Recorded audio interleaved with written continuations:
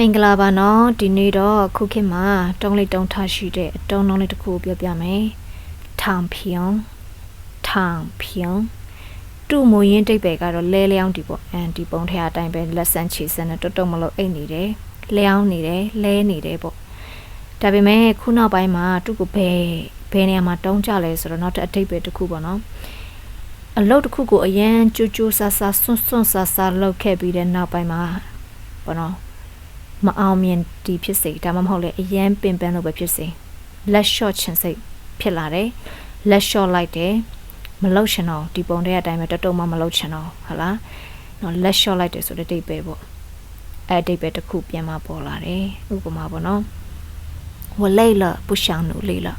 选择躺平ငါပင်ပန်းနေပြီမကြိုးစားချင်တော့ဘူးဟုတ်လားလက်လျှော့လိုက်တော့မယ်就这样吧躺平了ငါကတော့ဒီညနဲ့ပဲ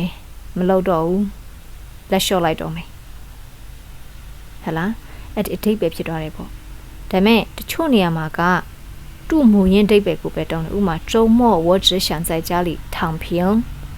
周末ဆိုတော့ weekend ပိတ်ရက်မှာ我只想在家里ကျွန်တော်အိမ်မှာပဲနေချင်တယ်躺平ဆိုတော့လဲပြီးမှနေချင်တယ်追剧ဆလန်တွဲလေးကြည့်မယ်睡觉အိမ်မယ်什么都不做ဘာမှမလုပ်ပဲနဲ့အိမ်မှာတိုင်းပဲတက်တောင့်တက်တာနေတာပြောတာ躺平ဟုတ်လားဒါမဲ့များတော့အပြင်ကတော့ဘယ်နေမှာတုံးလဲဆိုတော့ဘာမှမလုပ်ချင်တော့မကြိုးစားချင်တော့ဘောနော်ငါဆက်ပြီးမကြိုးစားချင်တော့ဘူးဟုတ်လား我躺平了ဟုတ်လားငါမကြိုးစားတော့ဘူးငါလက်လျှော့လိုက်ပြီအဲ့ဒီတိတ်ပဲပေါက်တယ်